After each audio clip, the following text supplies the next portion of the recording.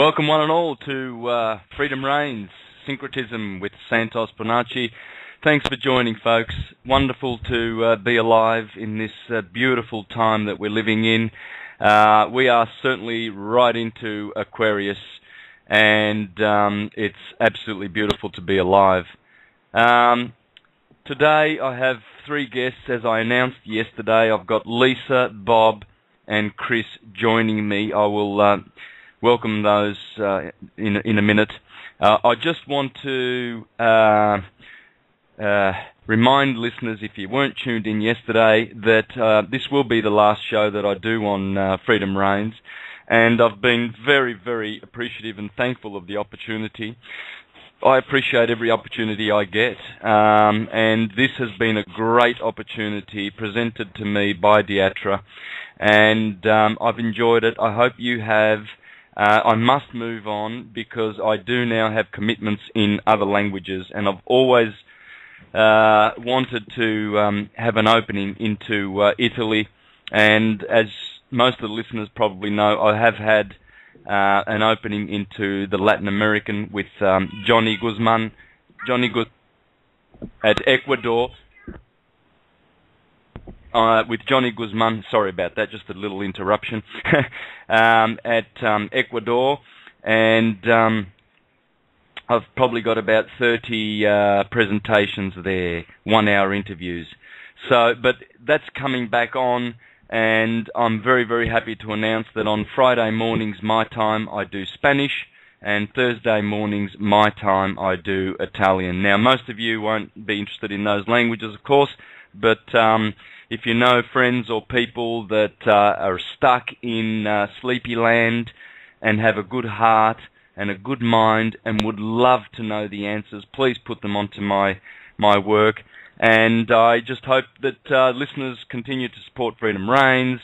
And of course, Diatra's always got excellent hosts, and that's all wonderful. So thank you very much.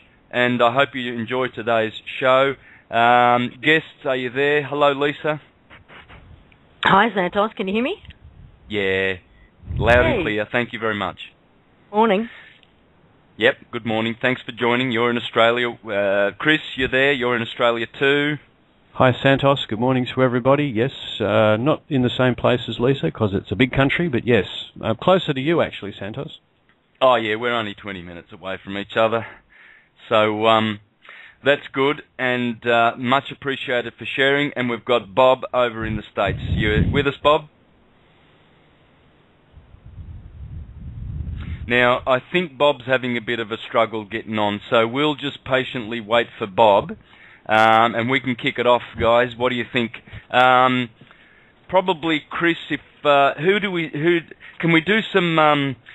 Well, put it this way. First of all, folks, we're talking about the Public People's Trust 1776.org if you want to get on the internet and learn more about this trust. We are now under a new trust.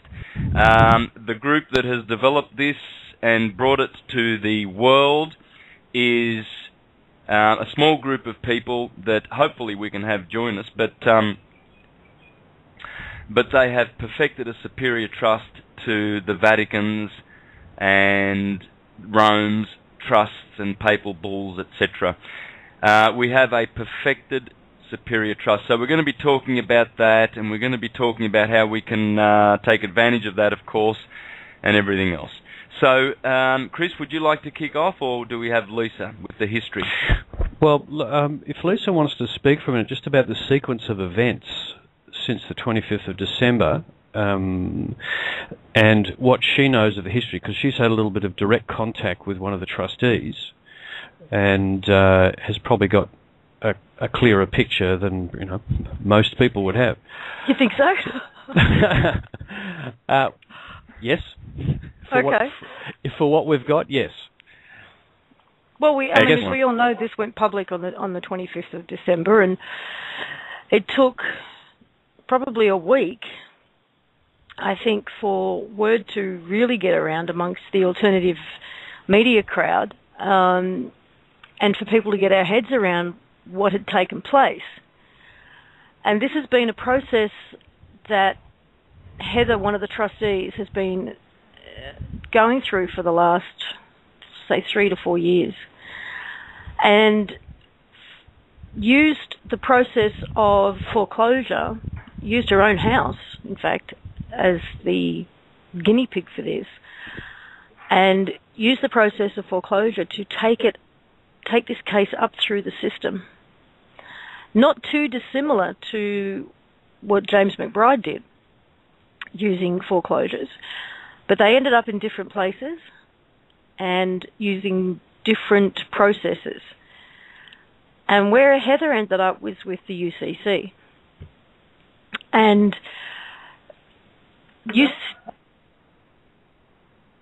well, that's interesting. I just heard the Blog Talk Radio thing again. Can you guys still hear me? Yeah, yep, still loud and clear. Okay. For some reason it started coming through the computer again. Now, the situation that we seem to find ourselves in at the moment with these filings with the UCC is that they, as at today, they stand unrebutted. Now, most people who have done any kind of study with strawman and law and trust law and commercial law know that any claim that stands unrebutted becomes law, which is how these trusts started in the first place. And in order to now rebut them, from what we can make out, they have to do one of two things. They either have to invalidate the UCC, and by doing so, they actually invalidate themselves along with it, or they have to rebut these documents, which they can't, simply because the overwhelming evidence is there. So they're caught in a catch-22 at the moment, the powers that were. Yeah, and can you explain why it is that if they rebut them, then they will be, basically standing against UCC, which they really have to be supporting, right? Because UCC is the basis for all. Oh, Bob's with us too, by the sounds of things. I think so. Right. Can you hear me? Yes, we can hear. Oh my goodness, I made it. Welcome, Bob. How are you, brother? How you doing, Santos? Great to be here. Yeah, very well, thank you. Actually, Chris can probably answer that question better, Santos. Oh, okay. All right. Well, look, that's no problem because we've got plenty of time, no breaks, 2 hours straight. Welcome, Bob, and thank you for joining us. Now, what I've done, listeners, is I've gathered a small group of people that probably have the most knowledge, because People's Trust has only been out since December 25th. So we're all trying to learn as much as possible about it, and it appears that the guys that put it together are very, very busy. And would it be true in saying, guys, that they're probably spread out all over the world and keeping low profile at the moment? Is that what's going on? Yeah, I believe so. I know that one of them is in the United States. Another one is in Morocco. Mm-hmm. With the location of the third one, I'm not sure. Alrighty. So let's do a bit of history then, Chris, if you can help us through that, and how I have heard a bit of Heather Tucci speaking, and how they went into court and tested out how the magistrates and judges are working in cahoots with the bankers. So they discovered all that, and of course Heather was a lawyer, and so good background in law. But I did learn how she went into court many, many times just testing things to see if this would work and that would work, and eventually they exposed and revealed and understood how the whole system works, and then they set about a plan to perfect a superior claim against it. So if you can do that, Chris, that'll be great. Okay, well, you just about stated pretty much what I know too, Santos, because we really need to understand that there will be a time when assuming all goes well, which we absolutely hope it does, that the trustees come forward and tell their own story in their own words in great detail. And the information we've got at the moment from Heather, from that interview, and a little bit of stuff directly from Heather, is that the three trustees have been involved in UCC law for a long time and had a great understanding of it, and also a really deep understanding of how the powers that were actually using UCC to control the whole financial system at a very high level, including, we think, we did a little bit of cursory research on universities in this country and finding it difficult to find any references to teaching UCC in the curricula that we looked at. Now, we didn't look at all of them. We didn't find it anywhere, so we're kind of concluding they've kept UCC law inside the corporations and only teach it to people who actually have to use it in real life. So the only other people around the place who have experienced UCC law to any great depth are people like Heather, and there will be people like Winston Trout and all the other guys who've been doing sovereignty and strawman type work for many years, because ultimately they all end up arriving at the door of UCC and starting to try and use it. Not with a great deal of success from what we've gathered, and one of the reasons for that is that I don't think they, unless you're an operative in a corporate in UCC, I don't think you get to know much about it unless you find out the hard way, and for some people that's been quite hard. But the trustees sound like they were on the inside. They were doing corporate work in UCC and built up enough experience, and at the same time got a grip on how the powers that be were actually operating behind the scenes with UCC law, and decided what they appear to have done to us is set a massive trap, which the powers that were seem to have walked straight into. And based on incidents, information that's come up over the last week, we suspect the trap is about to completely close. And one of the things you need to understand about the UCC filings is that there's a sequence of events to it. The first thing to say about their website is that their website is not actually for public consumption. It was never really intended to explain to the people what the trustees have done, how they've done it in any great detail. It's actually the trustees publicly noticing the system as to the fact the filings have actually been completed up to a certain stage. And that's a requirement of the processes they were carrying out. They had to actually complete the public noticing, and what they did was simply tell us that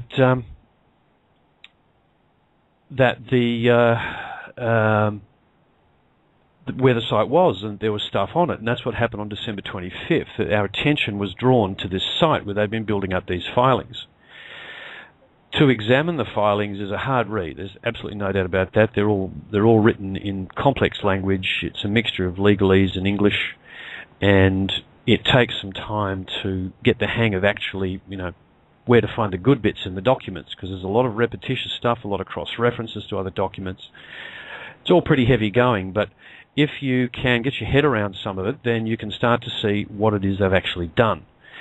And it's relying completely on the standard kind of administrative process that many people who have been involved in dealing with corporations, because all the government's corporations, is in fact to make a claim against them and ask them to rebut the claim within a certain period of time, or they'll default.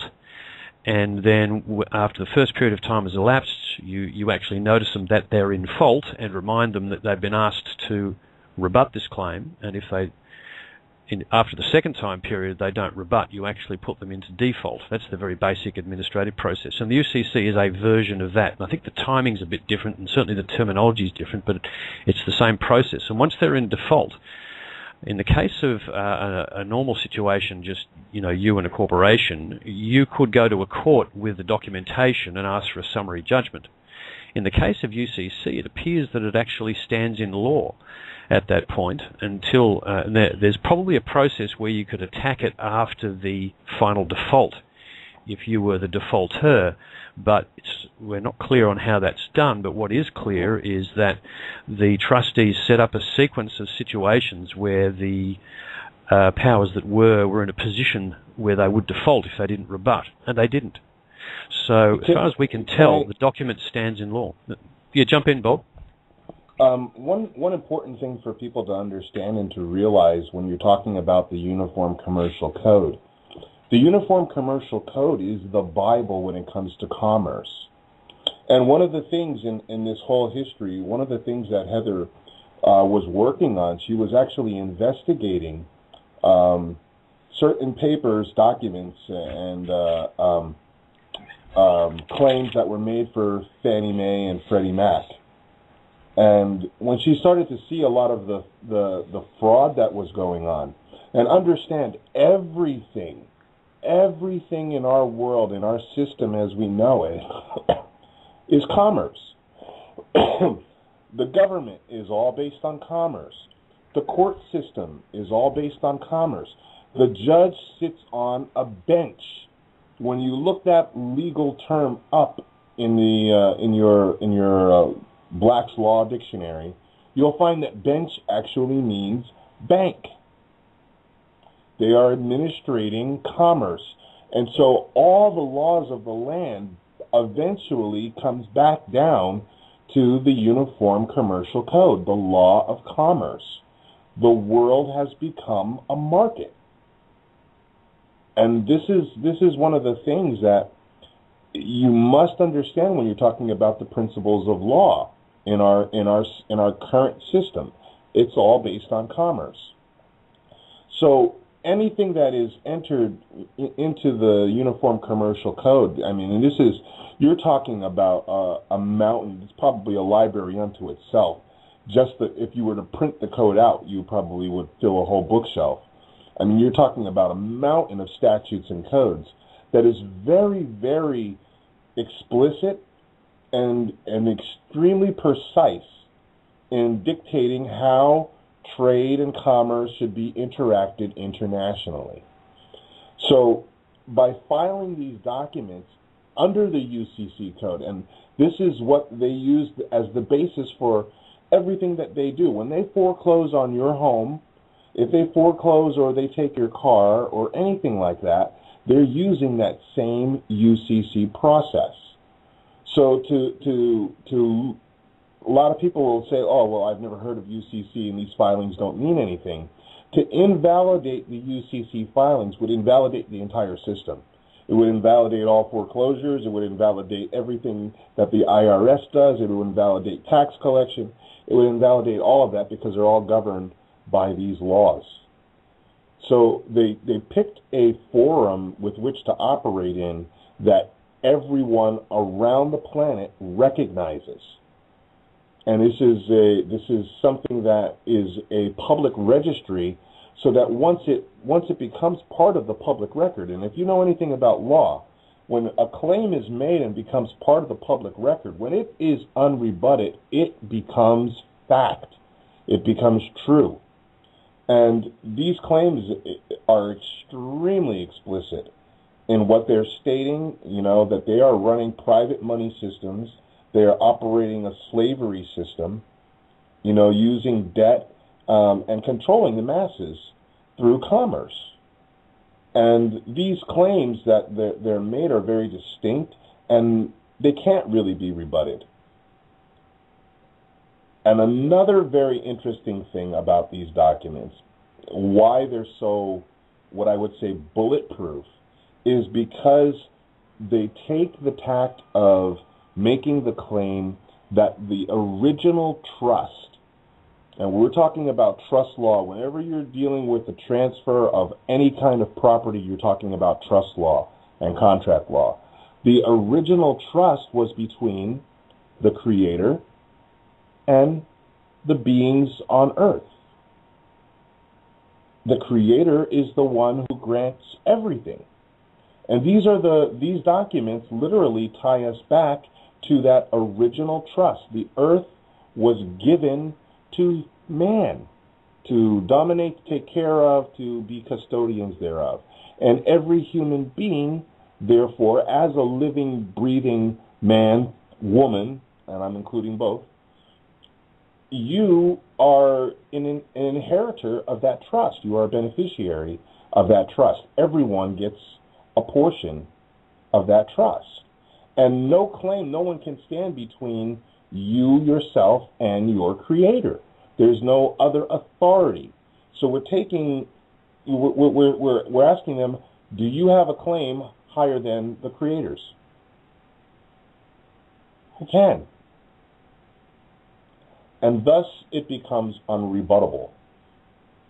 Now, does this go back, Bob, to the papal bull Unum Sanctum by Boniface VIII? This goes all the way back to, you're talking about all the way before that.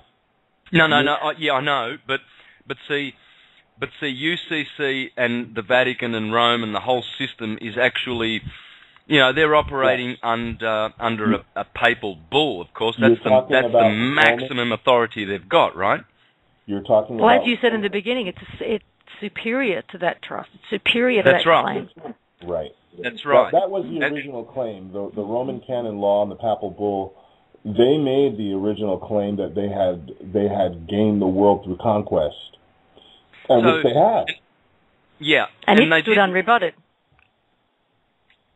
Yeah, exactly. So no one has perfected a superior claim since 1302, really. I mean, we know that they've had the game, since Nero's time and the Julian dynasty, and even before that, you can go back, and I've addressed all that. But the bulls are the ones that really, because that was the first express trust in history, 1302, according to, my research. So what do you know, Bob? Well, is that right? In legal terms, yes, that was the primary claim. And everything, like they say, all roads led to Rome. Well, that's still true today. By and large, the Vatican is the largest holder of wealth in human history. So, all roads lead to Rome. But what they've done, what Heather is talking about by going back to prime, she's going all the way back to the dawn of creation. Of course. There's essentially been a reset. The system's been reset to prior to any of that. Indeed. One of the places we can start at, just to sort of try and get into people's minds what the process that took place. It actually began. I missed a bit of the conversations because I had to do something, but I'm hoping I'm not repeating anything anyone said. The process began, really, there were some initial filings, but ultimately the thing that really kicked it off was the trustees resumed and reactivated the original public trust created by the original Constitution of the United States and then abandoned. And they rebonded themselves, or they bonded themselves to the trust, but they bonded the trust to the Creator.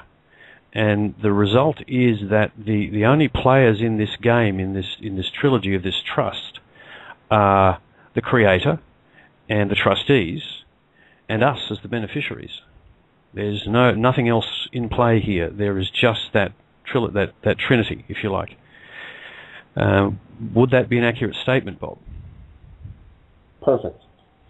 Okay, and this is when you hear, if you're going through the documents and she talks about everything has to go back to prime, this is what she means. It's got to go back to the original trust that the Creator made with man. Indeed. Now, the thing about that is that's never occurred before on this planet in terms of an organized government.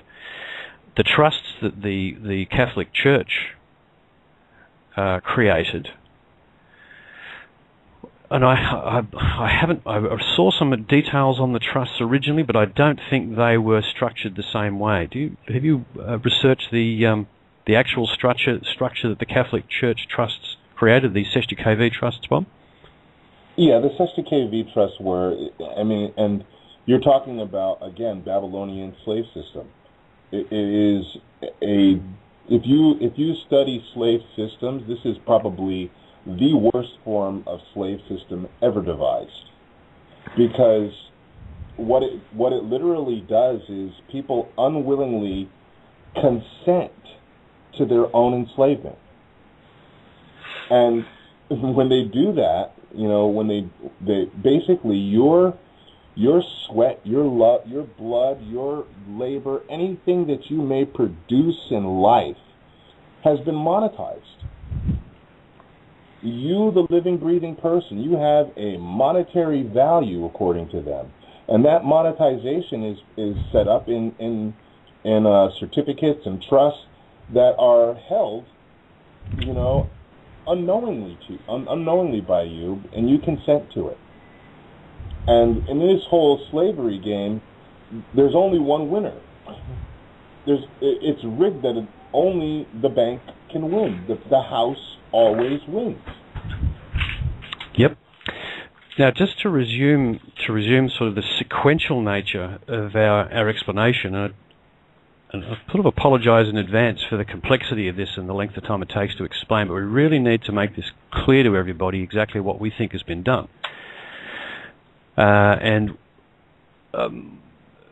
Once the trustees had resumed the trust and expressed themselves as trustees, and if you logged onto the website, read one of the trustees' bonds. They're all the same. Just read one of them, and there's some brilliant stipulations for the commitment these people make.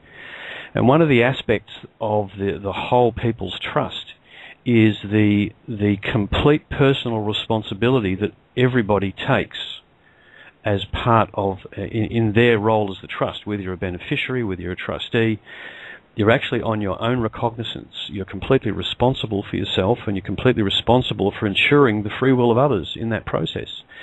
And again, this is something that no government structure that I've ever seen or heard or read about is like. It's all of the other government structures, and this is directly what Bob's referring to, are slave structures where there is a chain of authority that comes from the top, and essentially you have to follow their rules. None of that here. We're actually on our own recognizance as beings, and one of the things you'll see mentioned in the documents is universal law, as well as UCC law and common law, which are the three elements of law they've introduced into the entity they've created in the form of the trust itself, and the entities that can be used by the beneficiaries to assist them in having a community run, which is called CVAC, which we'll have to touch on later. Personal responsibility flows all the way through it, and the basis of that is from universal law, that we have free right of will to carry out any act we want to carry out, provided it doesn't impinge on the free will of any other being. Now, when you think about that, that covers the Ten Commandments on steroids. That's what it's all about. That is the universal law, and the trust begins and ends in that concept, that no being is actually able to infringe on the free will rights of another being. And the other main concept involved in setting up of the trust is that every state of being on the planet, and that's the way they refer to humans, as a state of being, every state of being on the planet has equity. We are all equal in the eyes of the trust. We all have equal access to the assets of the planet, which they've stipulated as all the gold and silver, and we have right of access to the assistance mechanisms that ultimately would get set up by this trust when the whole process is fully enacted. And you could call those. Whenever you ever heard of a government referred to as an assistance mechanism? Yeah, well, you haven't, because it's not. I don't even want to use the word government, because one of the definitions I've seen of government is mind control, govern, mental, govern, control. There are others that argue it means different things, but mind control is a good way of actually putting it, because they trick us into believing that they're in charge. When you look at governments, really, the people should be in charge of them at all times, because they're our public servants. But that's not the way governments have been practiced so far under the Babylonian system. We know all about that because we've lived it our entire lives. This is a completely different way of operating and a completely different way of thinking. And this is the thing that struck us first when, in that first week after these were filed, was sort of looking at the way the trust was structured on this basis and the way the CVAC entities actually work, going, well, this is pretty much a wish list of what, if we could flick a switch and turn off all the crap and go to another system, this ticks virtually all the boxes, and boxes we haven't even thought of. And this information is all in the documents, but as we all know, it takes a bit of work to actually find the information. So one of the things I'd like to touch on now is what what this series of filings isn't, and this is something that Lisa and Bob and myself have discussed at length. We sort of got a picture of what the trust is, and we also discussed what it isn't. Okay, well, is it a scam? Well, have a look at the huge amount of work in these filings.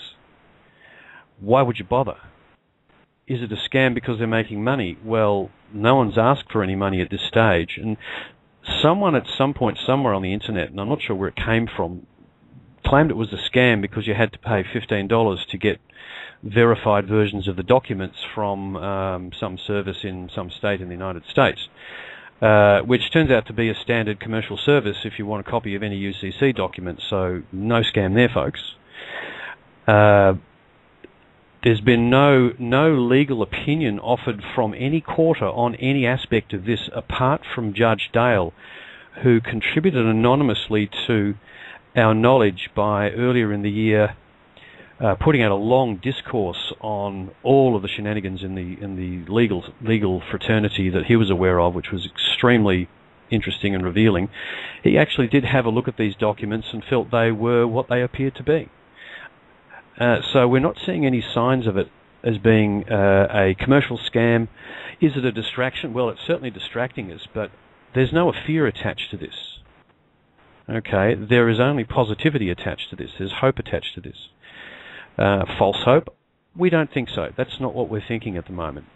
The game is still in play, and the trust has yet to be physically manifested publicly, but we feel it's still moving in that direction, and so we can't see any reason not to speak to it as if it's real, because the stuff in here, once you get your head around it, is just 20 years ahead of where I thought we would be, because I thought we were in for a long, long battle against the powers that were to try and get them out of the system. And what it effectively does, and I'll kick it back to Bob and Lisa to talk to what the trust is and if they want to, because what it effectively does is give us something that at this stage we could have only dreamed of. So, Bob and Lisa, do you want to speak to what the trust isn't and why you think it actually is what it appears to be? Well, what I think that the trust isn't, it's not a new. A lot of people have this whole fear. Oh, well, it's the new world order and it's just in a different form. Absolutely not. What it's literally done is it's removed all mechanisms of control and placed that responsibility back into the hands of the people. So no one could unless you create a new world order, or we the people create a new world order, it's not that. It is not a new system, it's not a new hierarchical system of governance. It is more of a system of guardianship, I would say. The structures that they have put in place basically have the role of guardianship to make sure that everything remains transparent and that nothing is used that is not for the benefit of the people. Anything that goes against the benefit of the people is strictly forbidden. So you're talking about a completely new paradigm. You're talking about a completely new way of looking at ourselves, number one, that we are divine beings, and looking at the way that we govern ourselves and the way that we take responsibility for our choices. And it's all about the ability to make those choices freely. And when you read these documents, basically anything that hinders your free will to make your choices in life have been removed. Anything that has stood in the place between you and your Creator has been completely removed, foreclosed, terminated, caused to exist, ceased.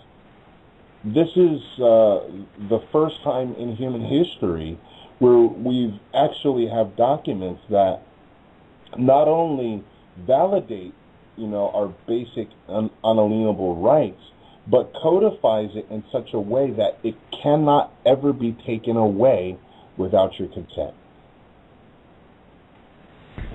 So Bob, to feel the benefits of this trust, because people would love to feel. I mean, imagine some of the listeners would be, in situations in courts, fighting for this, fighting for that, probably mortgage, and they'd love to feel the effects of this. In order for the world to benefit sooner rather than later, what would be the best way? What would be the best way to do that? Obviously, get the word around, right, that we're under this new trust. So, any suggestions there? Well, disclosure is extremely important because people need to know that this has been done for them. We talked about this a little bit earlier privately. When the Berlin Wall came down, or when the order for the Berlin Wall to come down was first given, people didn't automatically just start crossing over. There was still a lot of trepidation. There was still a lot of fear. And it wasn't until this young man, about 21 years old, jumped up on top of the wall, and everybody was like, "Oh, what are you doing?" And he's looking around, and the police are also looking around. What do we do? And they weren't getting any orders from their superiors, and nothing was being done. So he jumped over to the other side, and when the others saw, oh, he made it over and he was not harmed, then everybody started to crawl up on this wall, and within 5-10 minutes, they were literally tearing it down with their hands, literally, tearing the wall down. And this is, I think, where we're entering into. This has been done for you. Now, the announcement has been made. Look, this is what we have discovered. The fraud is real. It has been documented. It has been codified. These powers that were are, by their own consent and by not rebutting the claim, they are admitting to it. And you need to think about this. A lot of these people are named by name. You're talking about government leaders and officials, owners of the Bank of International Settlements, the United States government, and all the various different forms of state governments around the world have been accused of running slavery systems, accused of treason, and I'm talking high treason, which is punishable by death in most countries. Okay? And these claims were made publicly. Now, if someone accused you publicly of murder, treason, and running slavery systems, it would behoove you to rebut those claims rather than to allow them into the public record. I mean, can you imagine, Santos, someone accusing you of doing these things and you have nothing to say about it? And this is exactly what has happened. They had nothing to say about it. There's nothing. Excuse me? I dropped for a few minutes, so I don't know if you covered this, but a couple of minutes. Breaking up a little bit, Lisa. I don't know. Oh. Can you hear me now? Not very well. Not very well. Come back in 5 minutes, Lisa. Hang on to the thought, sister, because you're breaking up severely. Can't hear a thing. Now, continue there, Bob. Yeah, I'll just take up the story for a sec, Bob, because what you're saying is absolutely spot on, that they had to rebut and they didn't. What I'd like to do is just quickly finish the sequence of events, just so people can understand what happened after the trustees took up the trust and joined us all to it.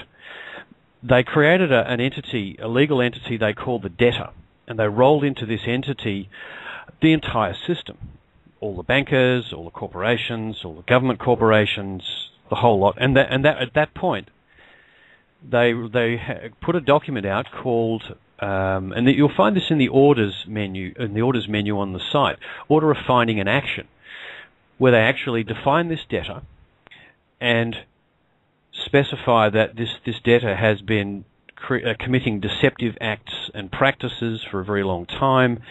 and in fact, ultimately they end up, as Bob said, accusing them of treason. And the sequence was set from that point onwards. Once the accusation was made, there was really a requirement to rebut, which they didn't do. They actually the next step was to actually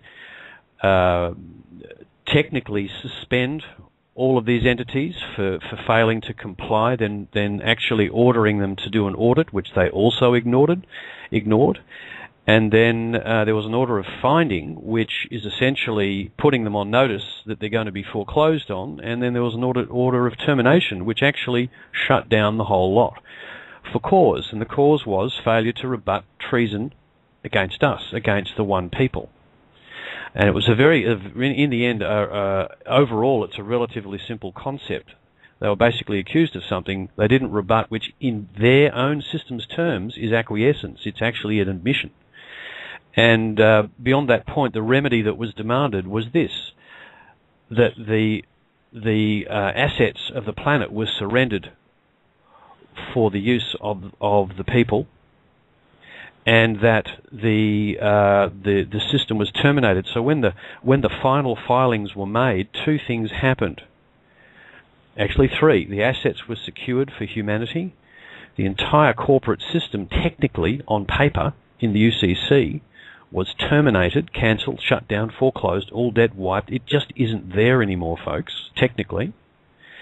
And they also created and brought into life the first of the entities they call CVACs, which are the assistance entities, which are here to facilitate our use of our birthright, which is the assets of the planet. And that's ultimately what we have, is that right of use of the planet.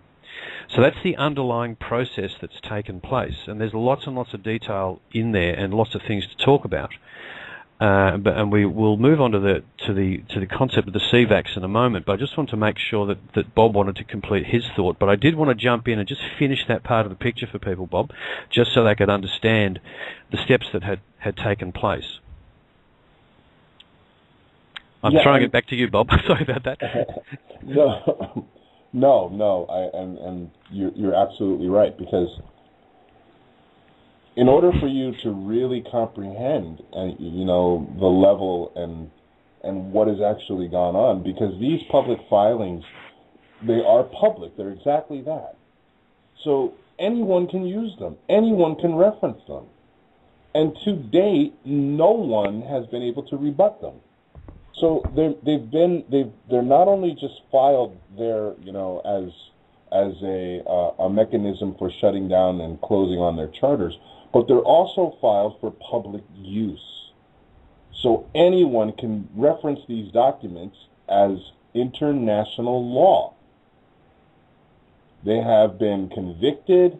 They are guilty of treason, unrebutted, standing in public record, documents, numbers, and they give a whole list of the different numbers which you can download. So what people need to do is, number one, understand that this has been done for you, and all you need to do in order to take advantage of it is to identify yourself as a living being of the Creator, one of the people. By making that claim, you have identified yourself as not part of, because there's only two parties involved here. You're either part of the debtor, or you're one of the living beneficiaries.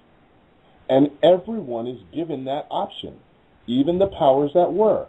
Are you going to be part of the quote unquote what's listed in the debtors and therefore guilty of all the charges therein? Or are you going to be one of the people?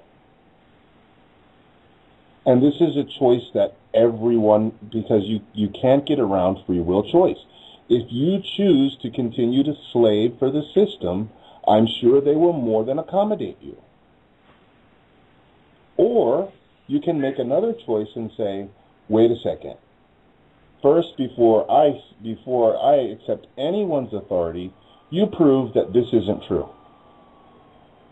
Prove that you have the authority to do anything that you're saying according to these filings. And this is people need to start to become like that 21-year-old and stand up on top of the wall, and understand and recognize that you are free if you choose to be. That's it. I mean, the hardest thing we had to get our heads around when we were looking at these, we realized about, a week, 10 days in, that the effect of these documents is to literally wipe the slate clean. Try getting your head around that. Okay? All the companies are still operating. They're all still sitting there. They're doing their thing. At some point in the hierarchy of those companies, they're, right at the top most likely, there are people who know that this is going on. And they know that ultimately they can't stop what is to follow, which is we the people ultimately taking action on our own behalf based on the work that the trustees have done, and literally, reclaiming our freedom. I think guys, can you hear me now? Yeah. Yes. Sorry, I've been quietly sitting in the background reading a whole blurb that Heather's been sending me. I'm just kind of trying to get my head around what she's saying. She's still actually typing. And one of the things she said, I'm just trying to find. Where is it? This inauguration is the calm before the storm. Get ready. A storm of love and peace. But, yes, a storm nonetheless. Now, what we've taken from what's led up to today's inauguration is that by going through this process, this inauguration as they've always done it and just repeating what they've always done, results in a couple of things. That being that if the One People's Public Trust, and we haven't had confirmation on this, so this is speculation by us at this point, that whatever oath was taken today has been or will be very shortly registered as being an oath to the people, truly to the One People's Public Trust.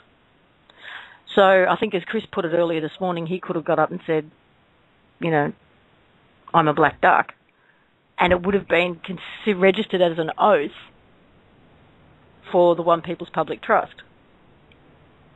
And one of the other comments here is that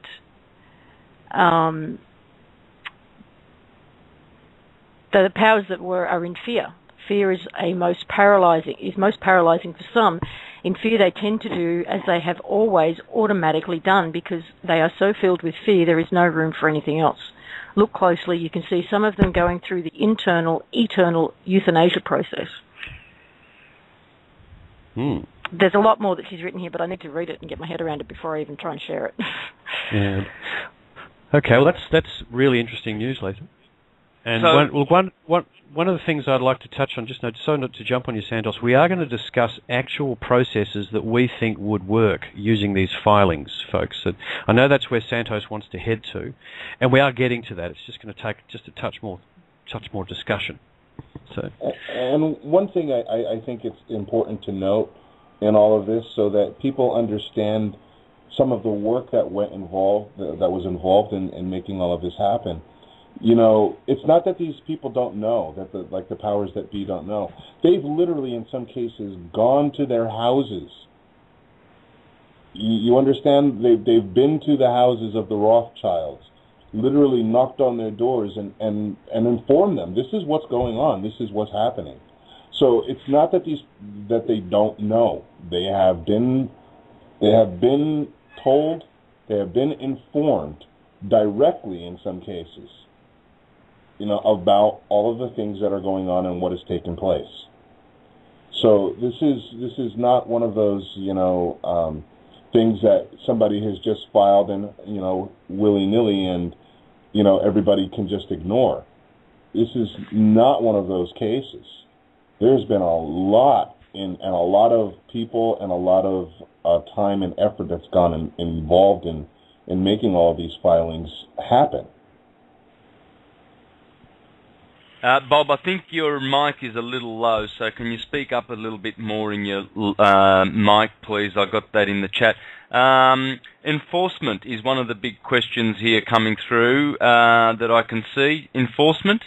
I mean, I'm not really... It's always one of the big questions, no matter what process. It's like, how do you enforce it?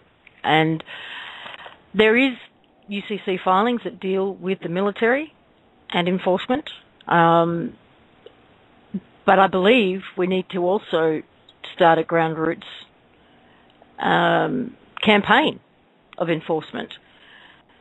And by what, I don't even know if it was Chris or Bob that just said it, and essentially, if we start acting as if we are free, as if there is no one between us and the Creator, which is clearly the truth of the matter, UCC filings aside, and put the onus on them. Prove to me that you stand between me and the Creator, that you have authority over me. You prove it. The system has constantly put the onus on us to prove who we are and what we are. And with or without the One People's Public Trust, I think that's where we stand right now. Is we need to turn the tables on them and put the onus back on them. Because if a judge or a cop or a local councillor or anybody else, a politician, is going to stand there and tell you what to do, then and demand, some kind of action on your part, put the onus back on them. Prove that you have the authority to do this over me, that you are above the Creator. And another thing, like Heather said, everybody's suffering under this system. It's only a fraction of a percentage of the population that actually benefits from this system. Your average soldier, your average military, your average law enforcement, police officer are suffering just as much as we are. And they also need to be aware, and I believe, like you said, at the highest levels, they are aware. But I'm talking about, at your local, clerk and police officer, they also need to be made aware that this is what has happened. And that really, that is up to us. That's up to the people.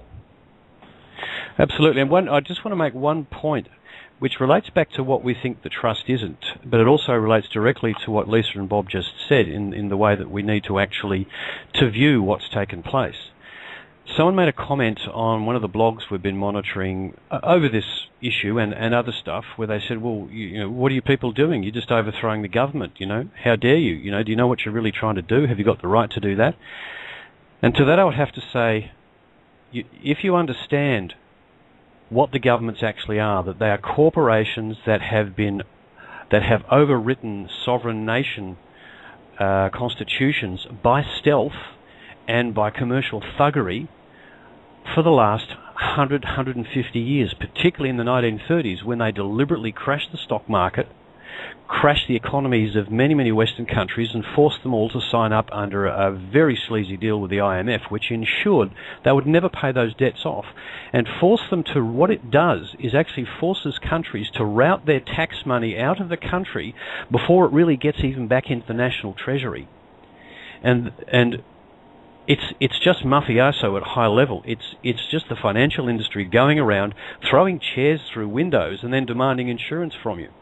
What they do is they actually get a hold of the tax money from these countries before the national treasuries get it. We never know how much our GDP is. We only know what gets handed back to us by them. They've been skimming off the top of our national treasuries for generations. And you really got to get that, folks. This is not us overthrowing anything. This is simply us recovering stolen property. It's nothing more than a commercial. This is a commercial exercise, if you want to look at it that way. So I reject the idea that we're overthrowing any form of government.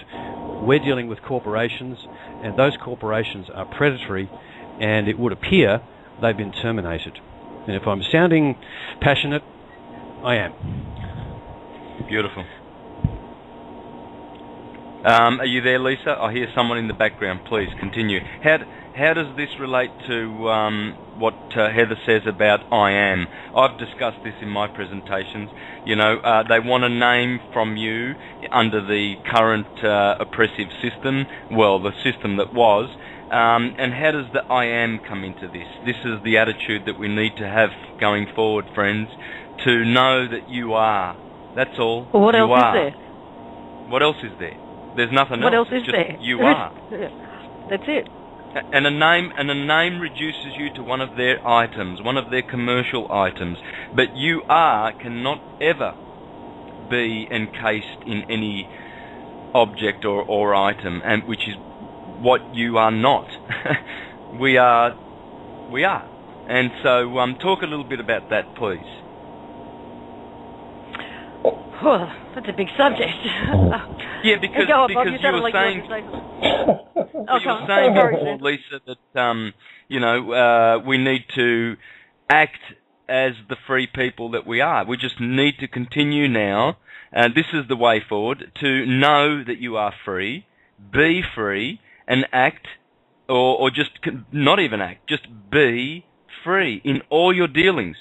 Be free. And have no fear. Internal process. It's an internal process first and foremost. And one of the comment I was going to make earlier when I got cut off was, as Bob was talking also about the Berlin Wall, apparently when the American slaves were freed, it took up to a year for some of them to find out. So they were still living and being and thinking and acting as slaves long after they had been legally set free.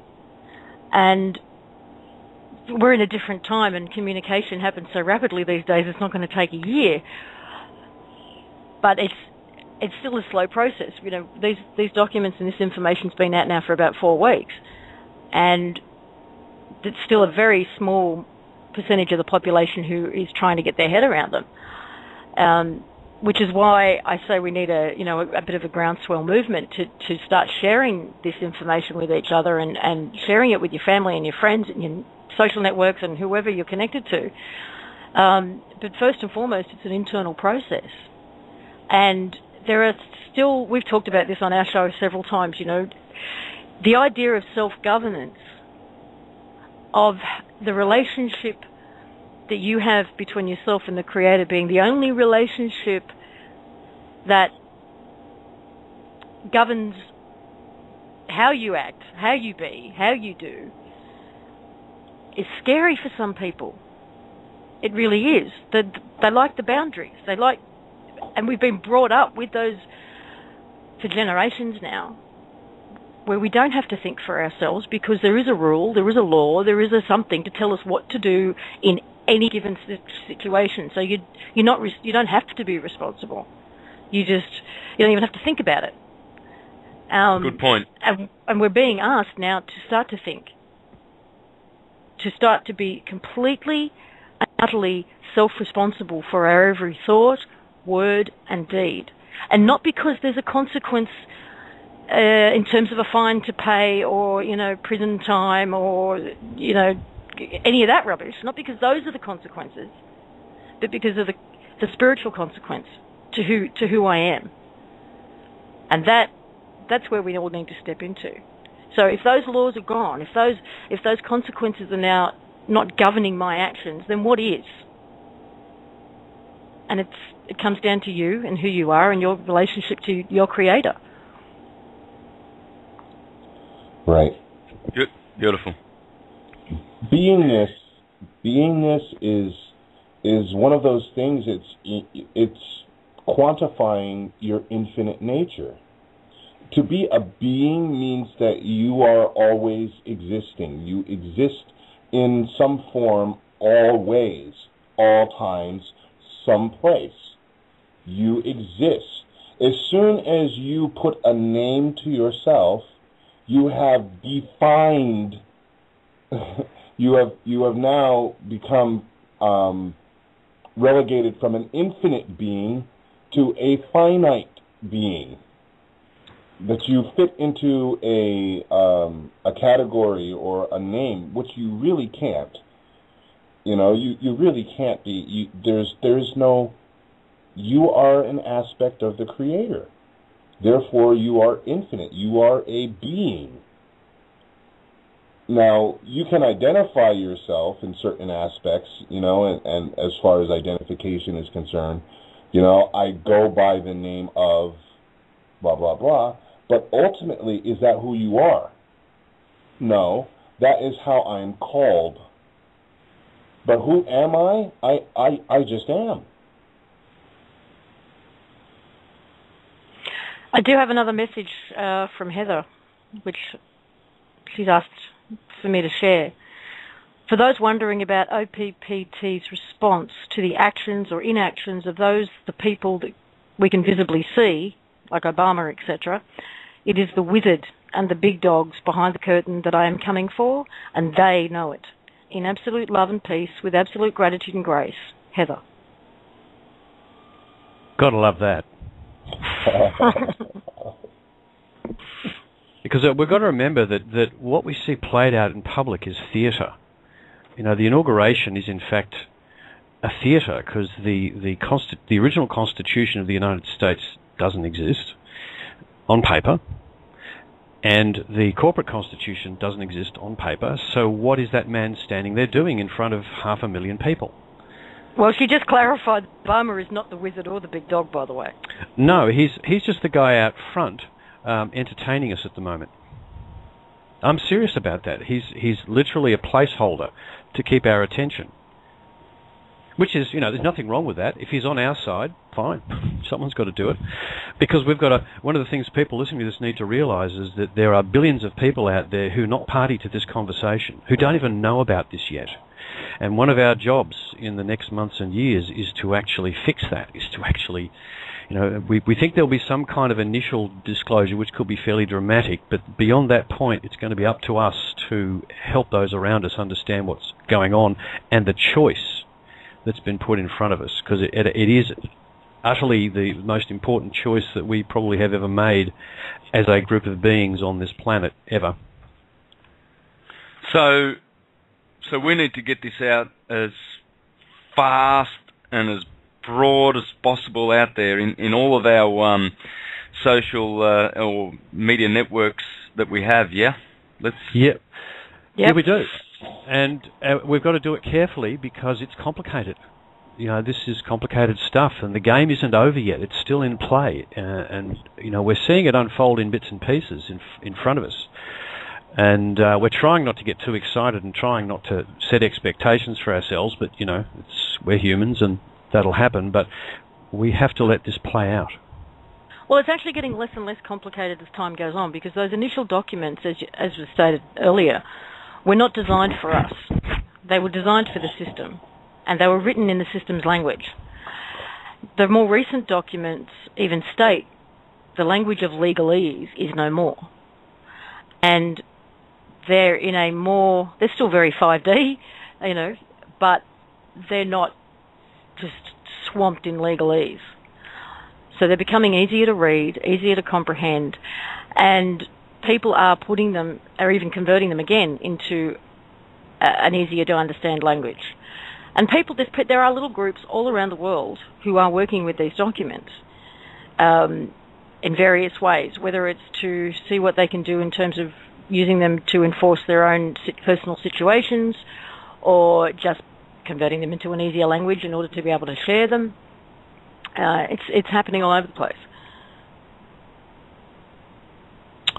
Indeed. And look, there's one issue we've got to address too, guys, which we actually haven't touched on, and it's the thing that attracts people's attention in the first instance, like a bullet, but it's not the issue that they think it is, and that's this concept that everyone's going to get $10 billion to play with. That was never the intention of anyone involved in this process, because to hand out money like that would simply bring the whole system to a halt and would wreck the place. It's the equivalent of taking a baseball bat to your own china shop if you did that. And it's not going to work out that way, and we don't know exactly how the financial system will be handled, but you've got to bear in mind that the actions of the trustees actually erase and eradicate all the fictional debt, as well as the corporations that generated it. So don't be getting the idea that we will be suddenly getting this massive check in the mail or a gold delivery. That's not going to happen. And I think it'll, if you think about it for more than 30 seconds, you realise it has to be a carefully managed process. And if you look at the documents, you realise these people are not idiots, and they've been working on this for a long time. And I suspect that they will roll out something that, when we see it, we'll say, "Oh yeah, that's quite sensible." So you need to not be fearful of whatever debt you might think you're in, because you're actually apparently not in any debt. And B, just understand that we haven't had all of this rolled out to us yet, and there's still a lot of information to come. Any comments on that, Lisa or Bob? Yes. The whole idea, and they did in the documents, you will find that they have called for restitution. There was an equity call, and secured, $5 billion in gold and silver for every man, woman, and child, and then $5 billion additional in gold and silver for reconciliation as far as damages are concerned. And just to jump in, that's the value they stole from us, folks. That's what I was talking about before. So continue, Bob. Yeah. Now that value, and Heather will also repeat, and if you listen to her interview, she'll say it again and again. That value is merely a scratch of the surface, because really, what value does anyone have? Who knows? Your value is infinite. Who knows who's going to invent the next mechanism for interstellar travel? It could be anyone. Somebody could invent that by accident in their garage. It happens all the time. Who knows who has what value? So everyone must be given infinite value, infinite potential, because that's where we all are. We all are infinite beings. So don't let the numbers and the money be a distraction, because that's just a scratch of the surface of what your true value is. And are we going to move back into another situation where money is used as a mechanism for control? No, that's not what we want to happen. I believe that in line of this whole documentation and the wording, what it does is it literally makes money irrelevant, and that's where we want to be, where money becomes irrelevant. You do you do based on what you're being, and you should be allowed to be anything that you choose. So if you decide that you wish to be a teacher, okay, you are guaranteed that right, that choice, the freedom to be a teacher. So what does that mean for you? Well, that means I'm going to need to have a good computer. I'm going to have access to a library. I'm going to need transportation. I'm going to need all of these things. Well, those are all of the things that you're doing as far as what you chose to be, and that is your right. It's not something that you necessarily have to pay for. And this is a whole different concept of the way that we think about, because we've all lived in a system where money has been used to control us. Most of the choices that people make today are based on money. How many people are actually in jobs that they just love to death, can't wait to get to work? How many of you are in those types of jobs? Or are you in the job that you're in because it pays a certain amount and you have to pay the bills? Is that what you would really choose to be doing? Is that what you would choose to be being? Probably not. But our whole concept has been based on making ends meet and gaining, as much quote-unquote money as we can. And that has been the dictator of all the choices that we make in our occupations, how we spend our time, or how we don't spend our time. How many would like to spend more time with their families, or just to go on vacation and see the world. You don't have those choices to make. And this is the state that we find ourselves in. So when we talk about what does it mean to be free, it means to be free, to be rid of all of those quote-unquote obligations. Because if all that you have in your life are obligations from moment to moment to moment, have to go to work, have to pay my taxes, have to do this, I have to do that, this is the definition of slavery. You have no choice. All you have are obligations. So what we're saying is all those obligations are now removed. So now what do you choose to be? That is a really, really confronting thing, because billions of us on this planet have just never been in that position before. And this is why it's taken us a couple of weeks to get our heads around the implications of what's happened. And as time goes on, we're seeing it just become more and more, momentous, the potential for change here.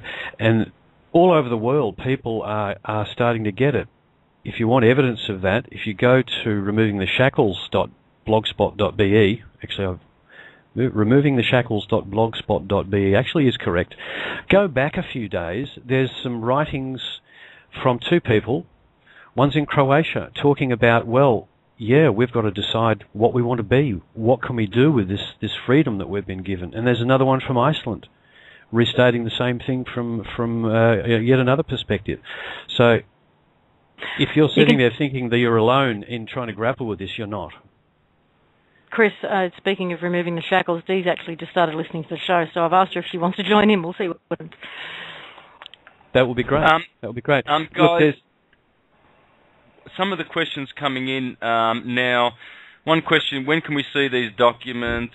Who is bringing forward? Yeah, they are. That's what I was thinking. We've already addressed that. The website that's up, People's Trust 1776.org. Is that org? Yes. Yes, it is. Okay. Those documents were not meant for the public, is what Chris said earlier, but you can go in and read them.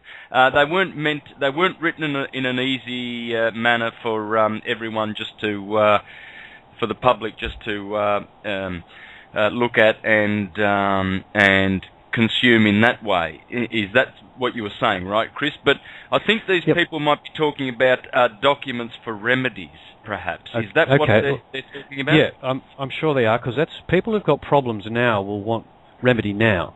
Okay, now Heather released an initial batch of indicative material, is the best way to describe it, which you can get from American Kabuki or Kawila Pele's website. You'll have to hunt around a little bit for it, but it's about 6 or 8 documents.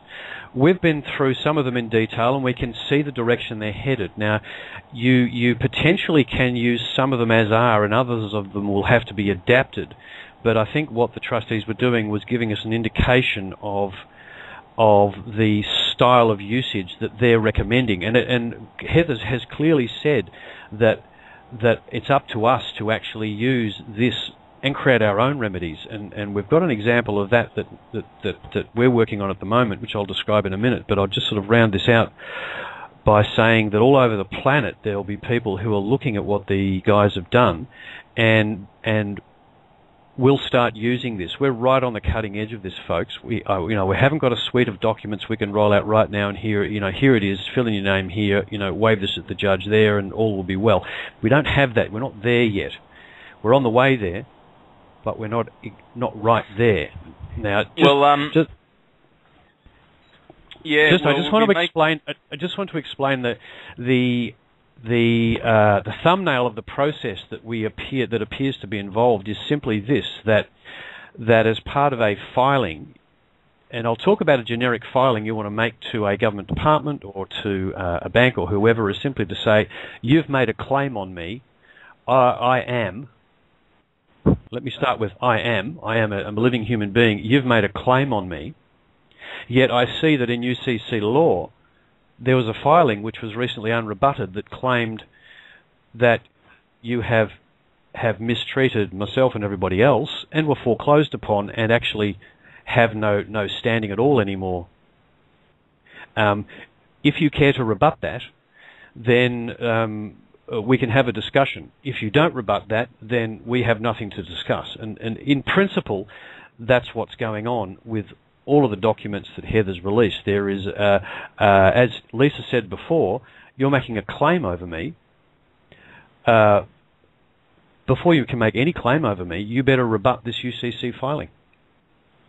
And that should stop them dead in their tracks ultimately. But exactly how we're doing that is a process that we are going to have to work on, because freedom still ain't free. We're not going to get anything on a platter, and this is one of the bits we're going to have to work out ourselves.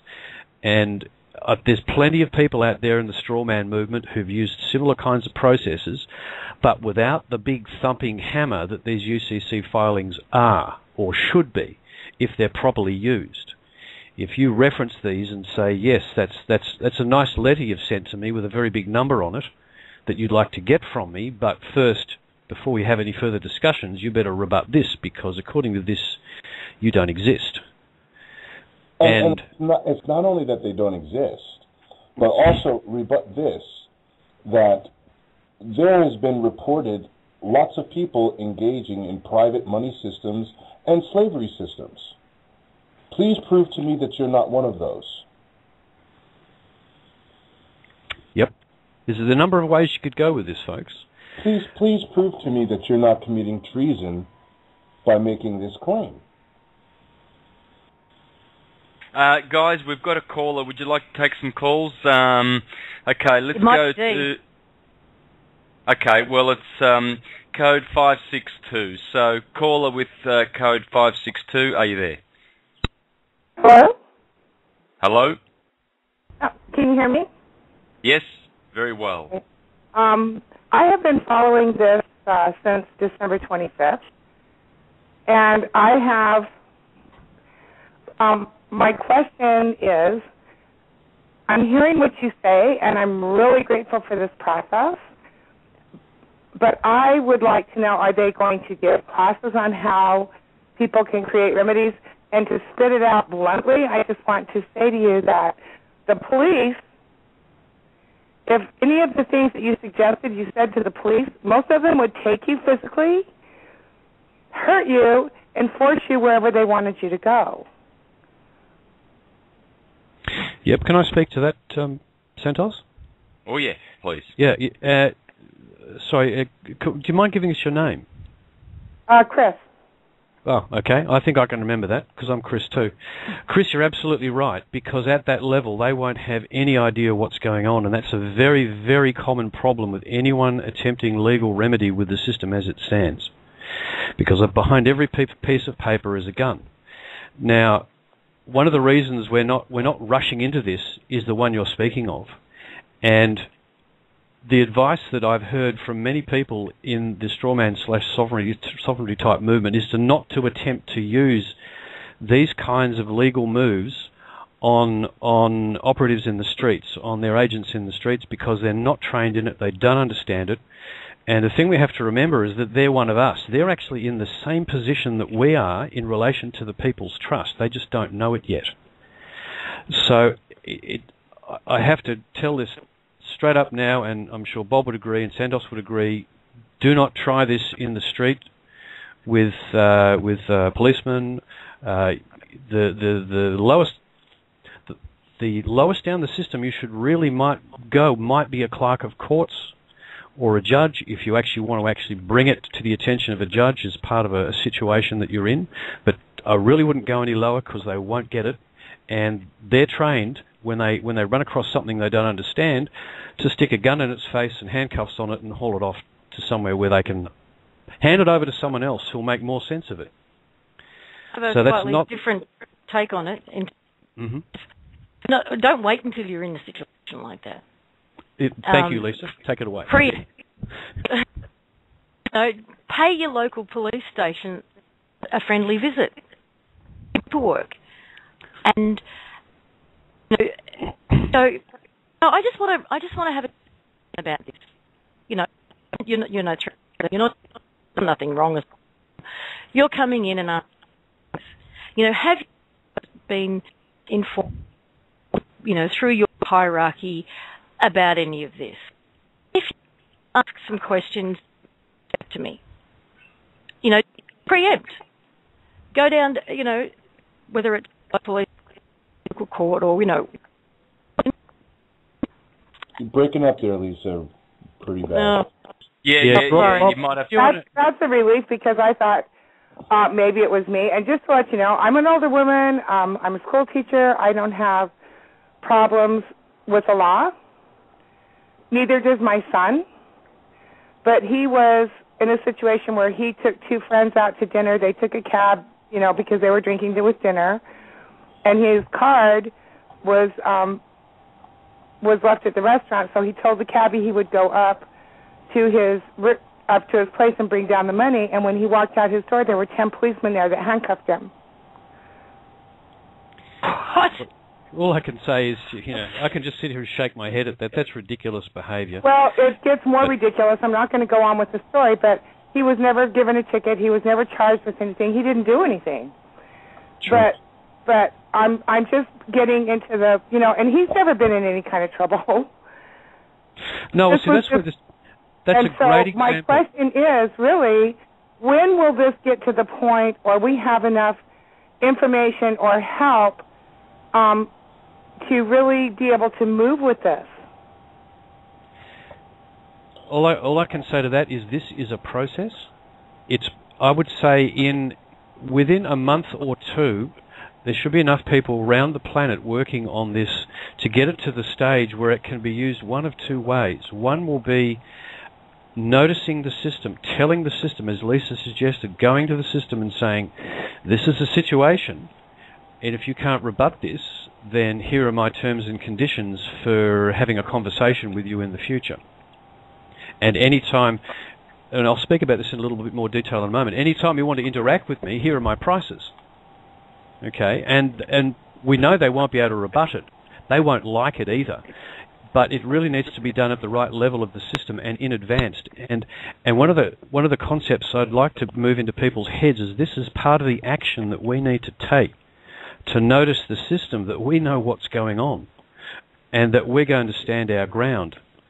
It's very dangerous to do that at street level. Your son was in a very dangerous position, and the last thing you want to do is provoke those guys when they're all in that situation. And one of the really important concepts that we've run across from another process that we're involved with called the Divine Province is that if we want to take this path, we have to go to peace with them. Okay, we're not going to be at war with them per se. This is not where we're going. We are going to peace, and we are going to literally walk away from the old stuff. We have to keep that in mind any time we interact with them. When we want to act proactively as much as possible, when we've got the processes sorted out, so that it can be done in a very civilized manner and kept at peace. And one of the things to always bear in mind is that people that you're dealing with are just another one of you. It's the classic in Lakesh. They're another one of us. They're just in a different place, and their knowledge and attitude is different. And it's part of our responsibility to try and move them to the right place when we're dealing with them. And I know this. I'm kind of talking theory, and you want to know what to do on the street. But no, I don't want to know. Actually, this isn't on, I guess when you mean on the street, you mean with individual police people. He was completely compliant. He didn't cause any problems. That's probably, why they let him go. But I mean, they were certainly trying to push him to the point where he was non-compliant, but he stayed compliant. He's a smart person. Yep. No, that's the best thing you can do. But it did bring me to a different level with all of this, because I hear stories from a lot of my students also, and about this kind of thing. And so I'm just trying to get really down to the real nitty-gritty of, when people want to move forward with this, which of course anybody would want to. Do you think that they're going to come out with some more information to help us get comfortable with it on how this is going to really look day to day for us?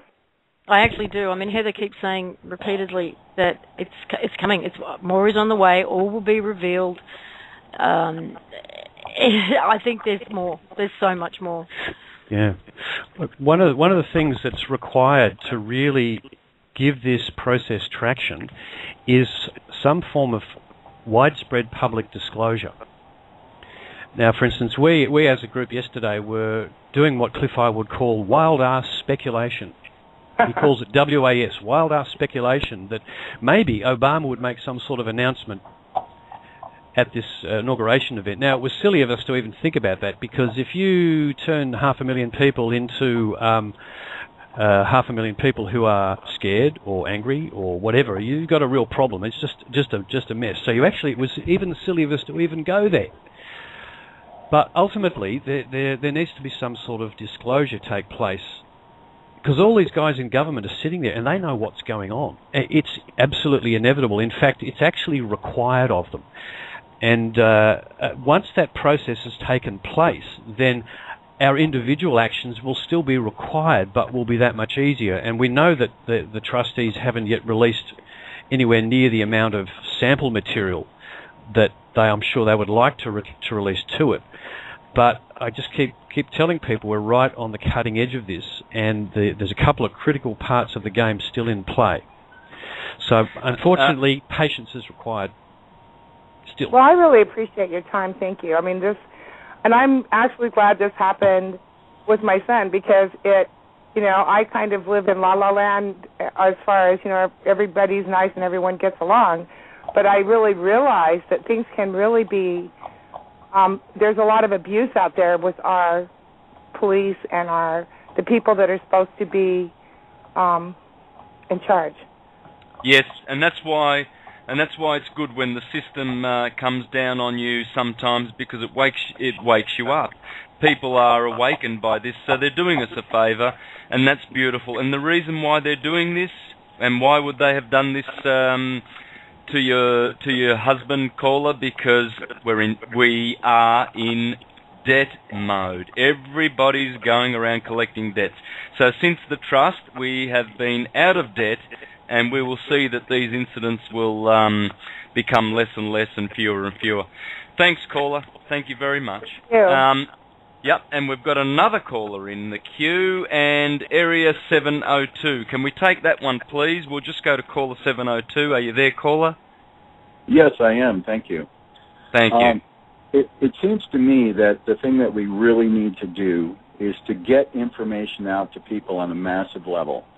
Now, the elite have done this with their mass media networks and have spent a lot of time and energy making sure that they program people's minds and through education, through the religious systems.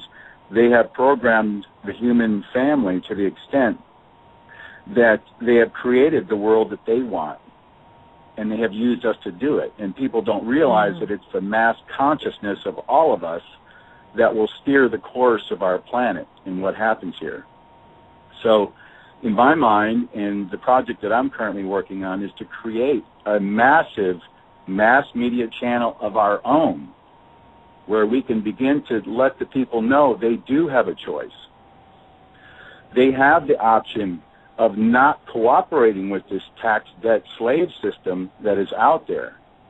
And once even people who are completely unaware find out that they have a choice, that they can make a decision not to cooperate with a system that has, wreaked havoc and created nothing but suffering and pain for the vast majority of the human family.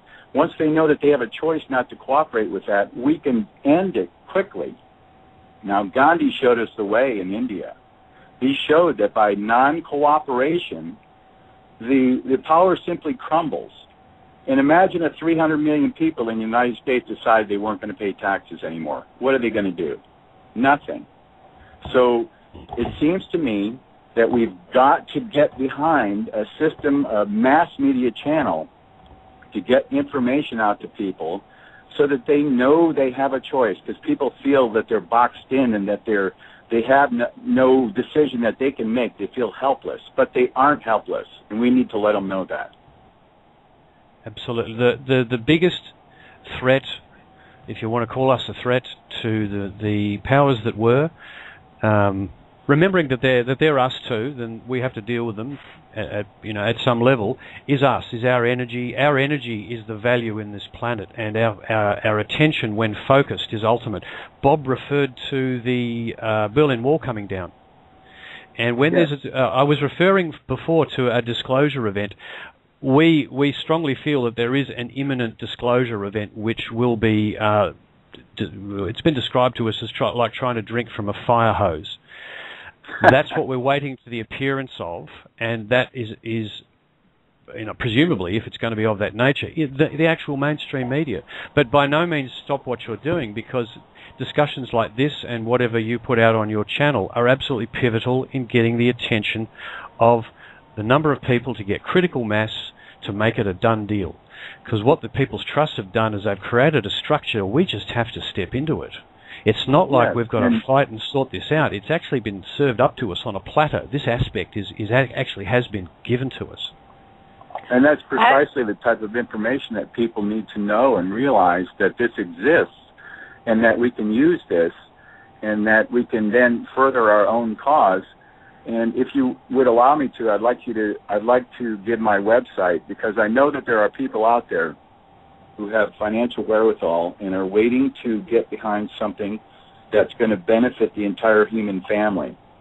And I would, if you would allow me to, I'd like to give my website address. Sure, Santos. I'm sure you'd be happy with that. Yeah. Yeah, it's ufntv.org. And that stands for Universal Freedom Network.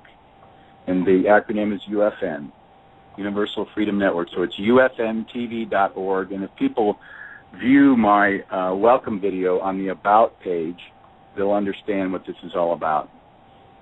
And I was guided to develop this and to bring this into fruition about 1.5 years ago from St. Germain. And I know that at some point that his trust and many of the other funds will become available to us.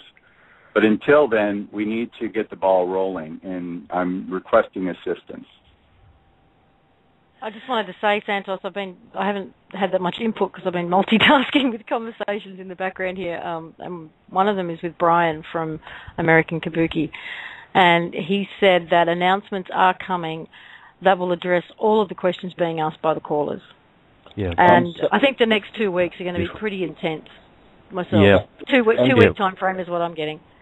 Yep. I would like to thank all of you for your incredible contributions to this whole process that we're trying to free the human family. So thank you so much. Appreciate it. Thank you. Thank you. But look, I've just noticed the time. Sorry to jump in there, Bob. Guys, I just want to quickly run people through just the bare basics on the CVAC stuff. So before you get in there, Chris, D from removing the shackle. D from removing the shackles is in the queue. If you can hear, if you can type what area code is you're I've already asked. She doesn't know. Okay. Okay. How many callers do you have, Santos? Well, I'll get onto that now. I'll pull that one up. Just continue there, and we'll have D in a few minutes. Okay. Look, the other entity that they created with the filings is the assistance entities I've referred to. The acronym is CVAC. It's Creators Value Asset Centers. And the key thing to understand here is these are not government. These are very simple entities with the highest of ethical standards required of them. Excuse me. Complete transparency, complete accountability, complete personal responsibility, and don't be intimidated by that complete personal responsibility, folks, because you as a human are underwritten by all the value we spoke of. That $10 billion is the value that underwrites you when you're acting within our community. Now, what the CVAC does is it provides a hub on which you can build projects, on which you could build further methods of administration by process. Any hub that is created underneath the main CVAC, and there are 195 allowed for in the constitution of the CVACs for roughly 195 nations. Okay, the first one has been activated with Treasure as the placeholder. Sorry, with Heather as she's the treasure. Freudian slip. With Heather with Heather as I could heard that laugh. Yeah, with Heather as a placeholder, I need to finish this just so people understand. Heather as a placeholder, and what you need to get in your minds is this, that though there's 195 CVACs, they're all the same. You belong to every one of them. Every one of them is required to assist you in experiencing whatever it is you want to experience on Earth, and using your value to add to that experience. That's what they're there for. They activated the one in the US, and instantly everybody is a member everywhere. And if they activated one in Guatemala, we're also a member of that. Okay, so this is a 3D network that we're creating where everyone is linked to every aspect of it.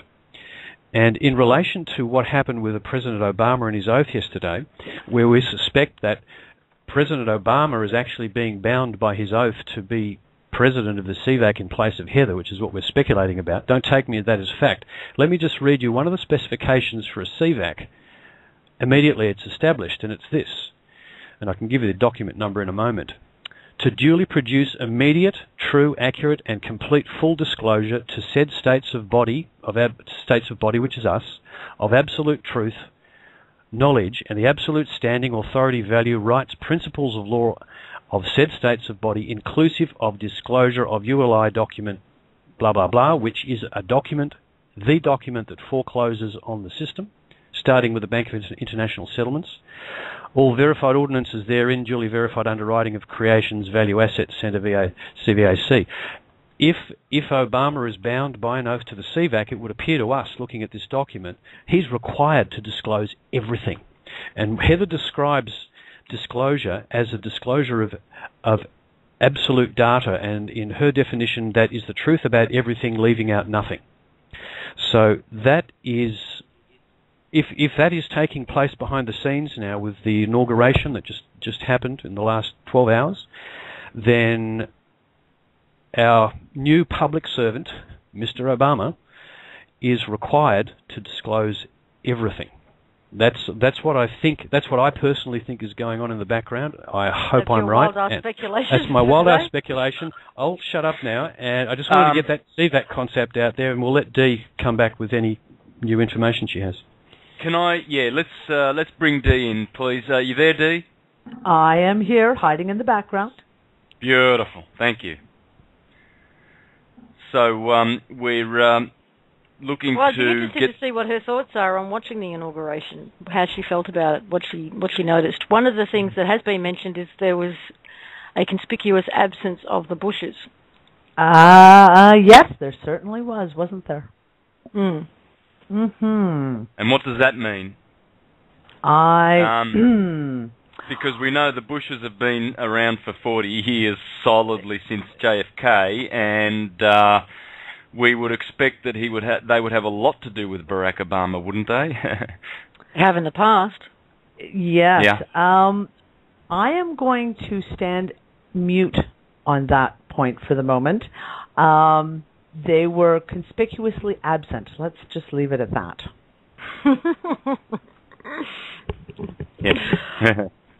Well, I think they are, this is my wild-ass speculation, that in those documents, sort of everybody's bundled, everyone's bundled under the one label of the creditors, or the debtors. They're now the debtors. And I think the Bushes are very high up on that list. And, Daddy Bush, it's been said, has been sick, out of action. There's lots of reasons for that, lots of speculation about why that is. But no excuse, no public excuse for why Baby Bush wouldn't be there. There hasn't been. It was just ignored. Yes, exactly ignored. That. It was completely ignored. If you noticed, there was not even a comment from any newscaster even questioning why they weren't there. It was completely ignored. I found that even more interesting than the fact that they weren't there. Yeah, exactly. There were some very interesting things that happened. And I went back and looked at the 2008 inauguration to see if there was any difference in the wording. And actually, the only difference between what Obama said back then and what he said this morning was the word faithfully. He didn't say the word faithfully. And that was it. That was the only difference. Well, and in 2008, he also didn't say United States. Oh, that's right. He fumbled on it. Yes.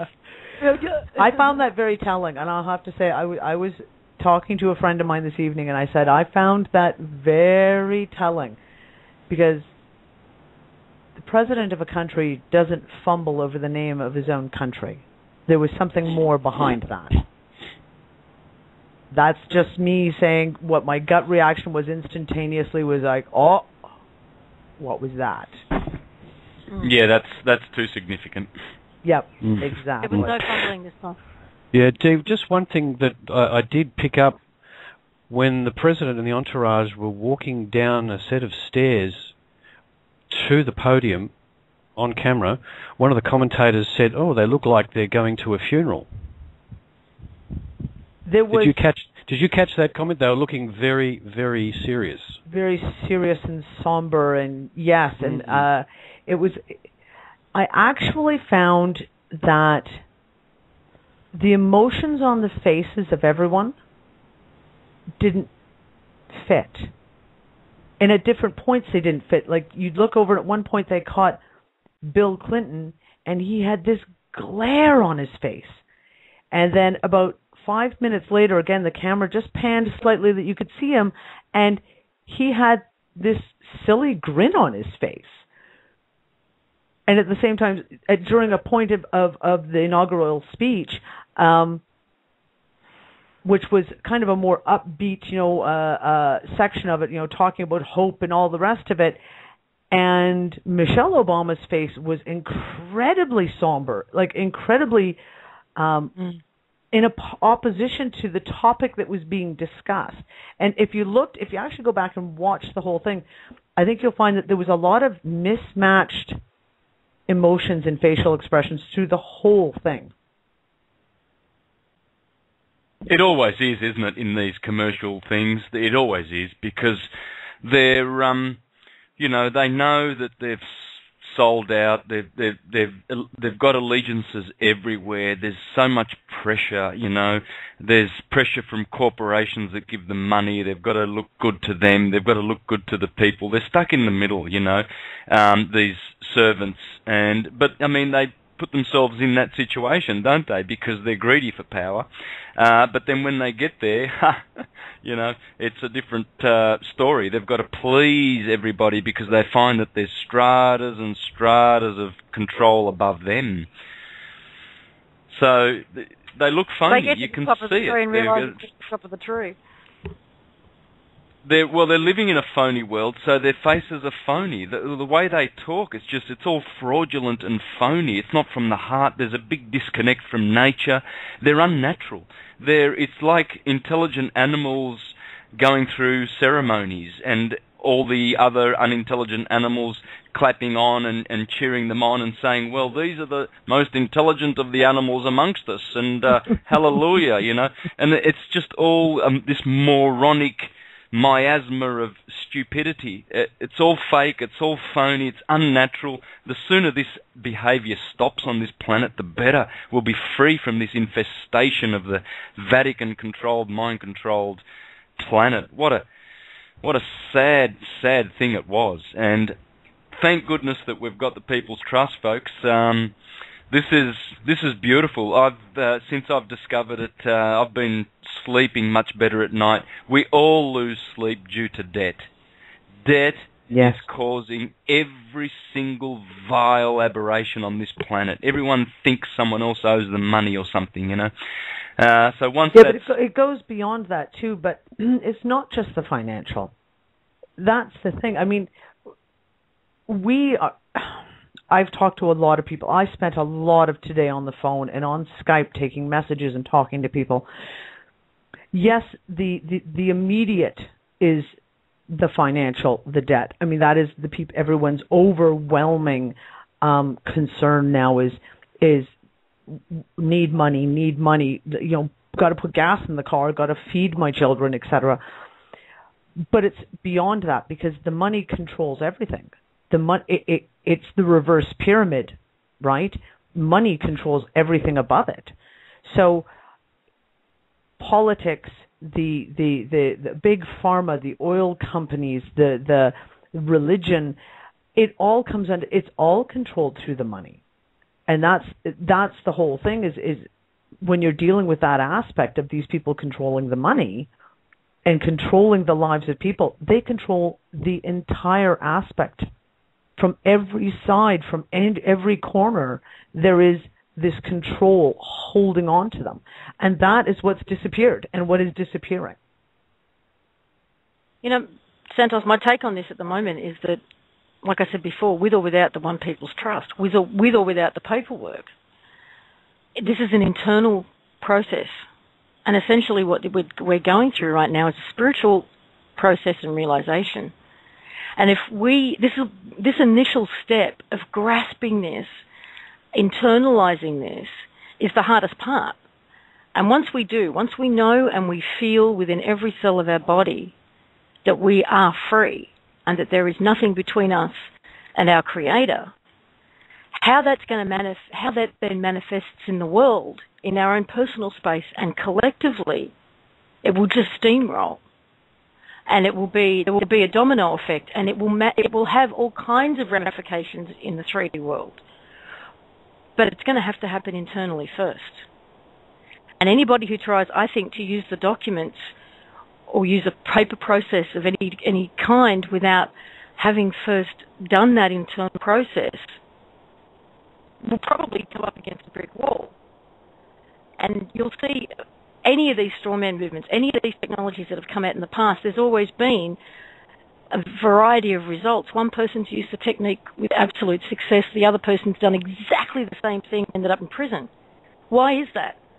And for me, the only explanation is because of where they were at internally. And they've tried to externalize it and put the power in the paperwork or put the power out there instead of within themselves. That's exactly true, Lisa. I'm sorry I'm eating. That's okay. One of the things, like if someone were to come up to you, off the street and said, hey, look, you're going to do X, Y, Z, and you're going to do it right now because I said so, what would your reaction would be? Immediately, for most people, it would be, who the fuck are you? Right? Exactly. Yep, drop dead, dude. You recognize that, hey, no one has the right to tell me what to do. When you start to embody that, not just with someone you see off the street, but with the police officer, with the creditors, with the bankers, with the judges, with the magistrates, right? And they say, hey, you owe, well, your first reaction would be like, who the fuck are you? Instead of the conditioned response that we have to authority today. People should be asking those questions. Who are you?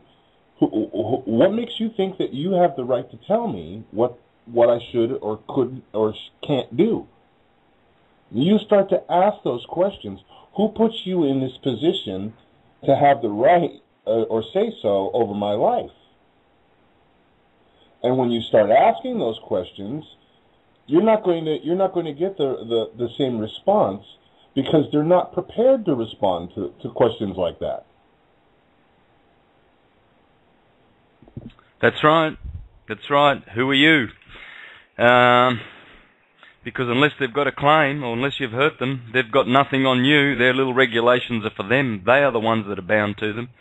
So, look, guys, we've got about 8 minutes left. I'm so happy that we've been able to come together and share this with people. Please spread the word, listeners. Spread the word left, right, and centre, and let it be known that we are under a real trust. It's our trust. We own the lot. It's in our hands. And so can we go around, perhaps starting with you, Chris, and just any final words? We can go over and have it recorded after the hour, 5-10 minutes if we need to. So don't panic, but starting with Chris, what can we do, and perhaps just mention any other resources that people can go to. There is a few great interviews of Heather Tucci. She's the only one, I think, that has any audio out there, and there's a couple out there. If anyone knows what they are, please mention them. So, Chris, please. Okay, look, folks, this is a really huge thing to get your head around. We've got to be patient. Give yourself time to think about what it actually means to take this step, because it's the biggest thing that ever happened on this planet.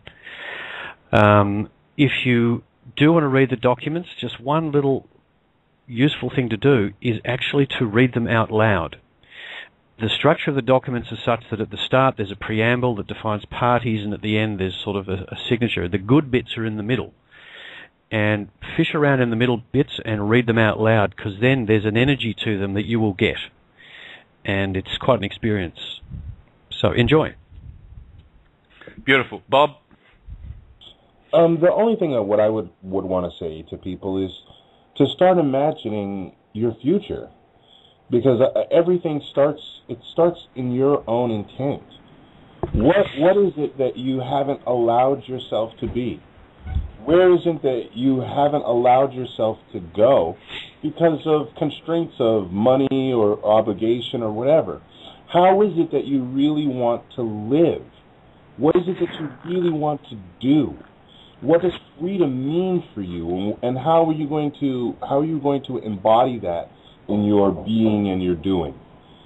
Because a lot of us, are not in the place that we want to be. A lot of us are not doing the things that we want to do. We're not doing the things that we choose to be. And we need to start to reawaken those things, because this is real.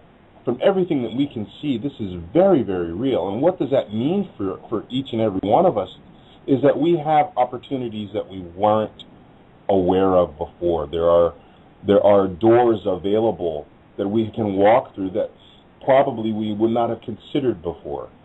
So I would say that, it's time to start to think about these things and where it is that we want to go and how it is that we want to actually move forward in the future. Because without the constraints and without the control and without the obligations and the systems of control there, then our world looks very, very different, and our future looks a lot brighter. Yeah. Thank you, Bob. Beautiful. Words of wisdom. And Lisa, you have, please mention your show too, because you've already done an interview with, you've got a People's Trust interview out there. Share that with people. Tell people about your regular weekly show, and this is other ways of getting the word out there. Thanks, Lisa. Yeah, was going to do just that. Well, the best resources really to try and stay on top of all of this information is Kawila Pele's blog, American Kabuki, and Removing the Shackles. Keep your eyes on those three websites. Also, we have Bob, myself, and Chris and Barbara have a weekly radio show and blog talk called The Collective Imagination, and we believe wholeheartedly that what we're seeing in the world right now is a direct result of the collective imagination. We've all put that call out for change. We've said enough. We've said it individually and we've said it collectively. And we're getting the change we asked for. Last 2 weeks' shows have been very heavily involved discussing the One People's Public Trust. Dee did join us on that last program. And it'll be, I'm sure, a recurring theme on our show for the foreseeable future. And I'll pass it over 2 minutes notice. Yeah, exactly. No I'll pass problems. it over to Dee now. Yeah, no problems. We will go a few minutes over time. I've got another couple of callers. No more time for callers, folks. But if the two that are on in want to stay, we'll take them after Dee's comments now, and we'll go over 5 or 10 minutes, however long it takes. I do have another show in an hour's time, American Freedom Radio. Please stay tuned there, friends, because I'm going to be interviewing an Australian group here who are going to shut down, and they will shut down one of the local councils. The New World Order and Agenda 21 have decided that they're going to really try and implement their agenda down here at Melton, one of the biggest and poorest municipalities in Australia. It's only about an hour from where I live in the city of Melbourne, and they will give an interim transitorial model for how to deal with these bastards. So stay tuned, because they have got a beautiful, beautiful procedure. You will learn how to bring down your, the evil corporations that are destroying communities. In fact, she will recount stories of how rates have gone up from $1,000 to $19,000 in the city of Melton, due to what they call what do they call it when they rezoning? Oh yeah, rezoning. Great word. In other words, a way to extract more money out of dupes. So stay tuned for that, folks. It's going to be the model for going forward until everybody, the world, knows that the People Trust owns it all. So over to you, Dee. Ah, yes. You know, the one thing I just want to talk to people about just briefly, because I know we don't have much time. As I said, I've spent all afternoon on the phone. And I have literally talked 3 good friends of mine down off the ledge today, because they were just like, oh, this is it. It's the end. It's over. I don't know what to do. The changes are tangibly right in front of us. And I know that a lot of people they've been worn down by the constant people saying, oh, it's happening, et cetera, et cetera. This is something very different. And it is going to become very, very clear, as I'm sure that you and Lisa have said, Chris, that the documents that the People's Trust have put out, they are difficult to read. You have to be in the right mindset and right heart set as well. You have to know that very, very soon, and I mean very soon, everything is going to be made very clear. There won't be any more guessing work or trying to decipher. It will be extremely clear as to what is happening, what has happened, and how things are going to move forward. The other thing I want to say is this. Talking about all the stuff that I've been talking about on removing the shackles, about what's been going on for the last month and a half. Everything that has happened behind the curtain has been directly affected by the People's Trust. Everything that's been going on, there are people literally running around in Washington, D.C. with their hair on fire right now.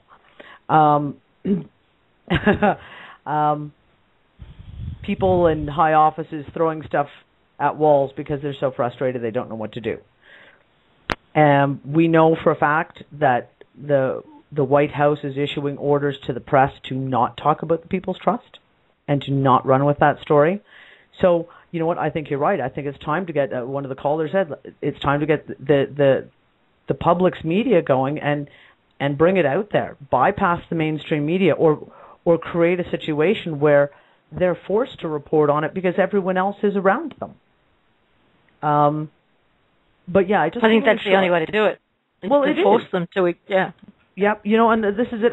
We do have someone who is writing a petition to the White House. I'm going to be looking over that later on this evening if I can get to it. But this is it. It's going forward. Just literally get out there, tell the people, get it on websites. And I hate to say it, it's time to stop the bickering and infighting. It's ridiculous. This is the real deal, and this is moving forward. And it's time to get everyone behind it to move it forward en masse. And very, very soon, it is all going to be very, very clear. Actually, in light of that, I'll just share with you what a message Brian left with me. which is that once the systems come undone, the people won't have to worry about trying to fight back. There will be nothing left to fight back against. Exactly. It's one of the things I just wanted to kind of say was the fact that everyone wants the paperwork. They want to know how to fill it out. It's very confusing, yes. Very, very soon, that's not even going to be an issue. Yeah, I had a feeling that would be the case, Di, that we're right on the edge of it, and you know, there are events coming that will just change the conversation completely. Absolutely, that's the thing. We've got our good friend Thomas Hughes in the queue. Thomas, are you there? Please come on.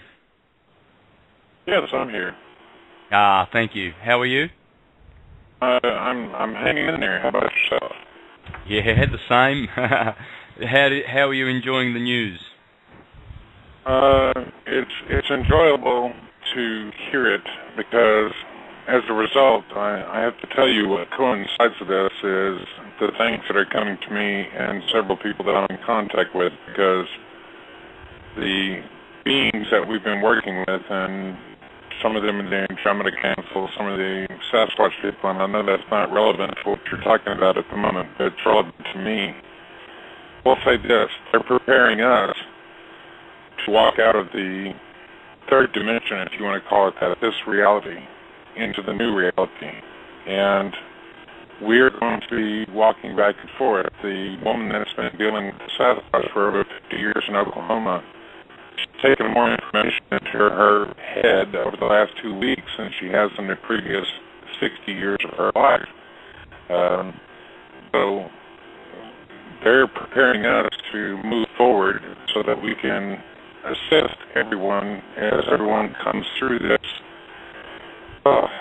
It's just it's a conundrum of constant repeating cycles, and it's coming to an end very quickly.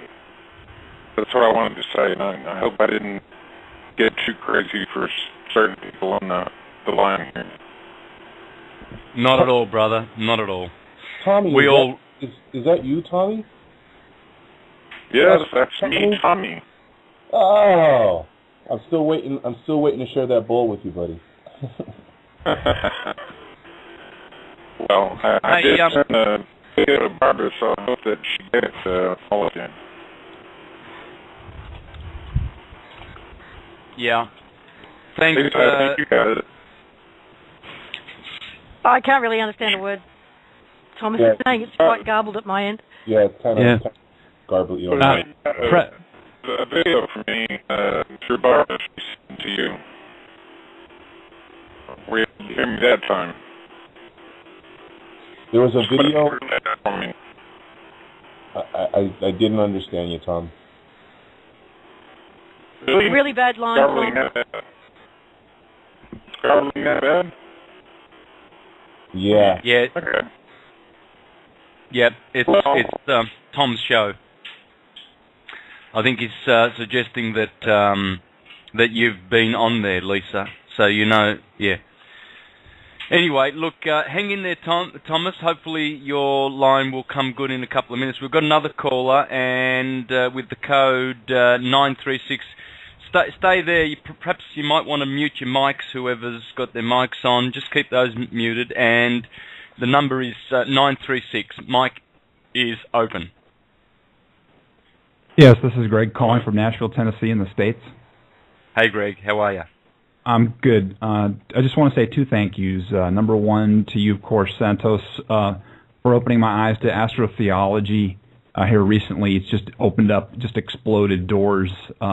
As you well know, pulling a lot of the threads in and just making me see the bigger picture. And it's just amazing to me, especially how, the planets and the chakras and everything about the human body, how you can tie it all into the Bible and all those other things. It's just phenomenal. I mean, it's like discovering Christmas for the first time, for lack of a better analogy. And the other thank you goes to Lisa, of course, for the Andrew Norton Webber interview on distilled water and rediscovering the importance of the purity of the human temple. Because I explored distilled water in the past, but still wasn't totally clear on it. and got away from it kind of unknowingly, I guess, but now have come back to it. So I just want to say thank you. And of course, the whole People's Trust thing is, it's so big. When I first heard about it, it kind of scared the daylights out of me about a year ago. The whole part about being sold to the state through the birth certificate system. I almost couldn't believe it because, truth was stranger than fiction. But I'm starting to see this come back more in a much bigger way. And now connecting to your teachings, you're down there in Australia. I didn't realize how global this thing had really become. And I just wanted to say thank you for that information. Fantastic, Greg. Thank you very much for the encouragement. Wonderful to hear. Yep.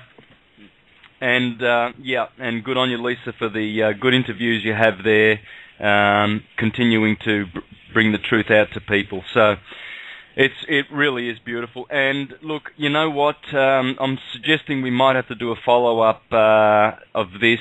I've noticed in the chat that people are wanting to follow up next week because this is pretty big. So I'll probably talk to you about that off the air later. And you guys or anyone that wants to join in, please join in. But I probably will. In fact, 90% I'll be back next week to do a follow-up on this because this is really, really, really big. So I'll do one more, I think. This is like God's farewell tour with Santos. Yeah, I'm not going to do that. I am, but this does need a follow-up, and hopefully we can have more light to shine on the subject. Because Santos, I strongly suspect that there's going to be stuff happening in the next week that will need to be discussed. There's bits we needed to keep going on today, but I think there's more to come, and it'll just get bigger. Yeah, we can save a bit more for next time. I mean, we've established the basics today, and we've established a lot of pertinent facts. We are under a new trust.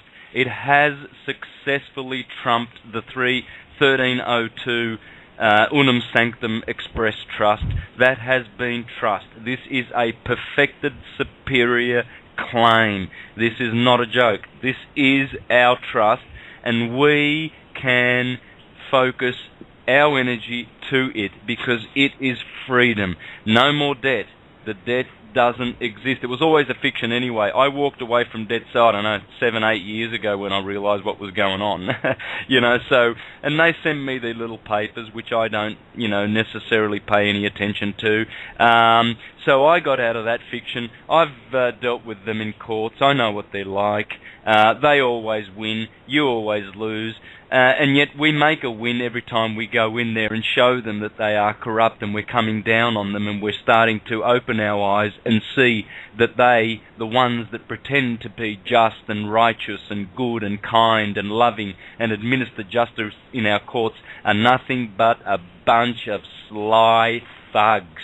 The bar has been a criminal organisation all along. No wonder we say that lawyers are liars. No wonder we say that barristers and judges, we don't trust them. Of course we don't trust them. What do they do other than send people to prison so they can get a kickback for doing it? 18-year-old boys, 19-year-old boys and girls into prison, throw them in, and they should be the ones that are going in prison, and they will. So this is a notice to the bar and the Jesuits and all the pedophile clubs out there. You will be imprisoned, the free will be set free, and you had better repent now, because it's already too late. You are already in default. You are already showing that you are criminals. You are already performing fraud on a daily basis by even mentioning people's names, their corporate person names. That is fraud. You have no right to administer a fraudulent contract from the beginning. So, bar, you need to cease and desist, you bunch of pedophiles, and stop your evil ways, because we want peace, and we will get peace, and we are David, and you are Goliath. So, with that, we'll look at closing up, guys, because I have to prepare for my new show. But thank you very much, and I'll talk to you off air. But Deitra's very keen to, I guess, have us back, and I am too, to do a follow-up on this. So thanks once again, everybody, for joining. And thanks for having us, Santos. Yes, thank you, Santos. Yeah, go Santos. Absolutely a pleasure to have you, folks, friends. And for listeners, we'll be back next week and do a follow-up. In the meantime, we're be free. You are free. There is no debt. It doesn't exist. It was always a fiction anyway. It was we that gave it the attention that it needed to exist. So be, and thank you. We'll see you next week. Bye-bye.